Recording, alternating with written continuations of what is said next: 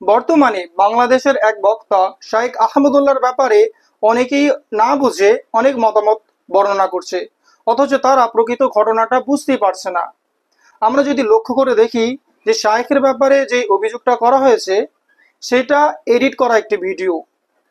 শাইখের original ভিডিওটা 1 বছর আগের, 1 বছর পরে কেউ এডিট করে সেই ভিডিওটা এমন করে করেছে যেটা তাহিরি হুজুরের বুঝতে অসুবিধা হয়েছে।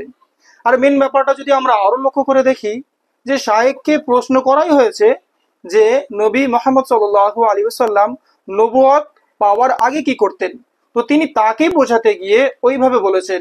অ্যাকচুয়ালি প্রশ্নকর্তা এমন ভাবে প্রশ্ন করেছে যারা আকিদা যে তিনি তো 40 বছর বয়সে নবী হয়েছেন, তো তার আগে তিনি কি করতেন। তো শাইখ তাকে বোঝানোর জন্য বলেছেন যে না, তিনি নবী 40 বছর বয়সে পেয়েছেন, সেটা ঠিকই, সেটা প্রকাশ পেয়েছে, কিন্তু তিনি তার আগে ইব্রাহিম আলাইহিস সালাতু ওয়াস সালামের ধর্ম অবলম্বন করতেন, তিনি হেরা গুহায় গিয়ে ইবাদত করতেন, এটা বোঝাতে চেয়েছেন।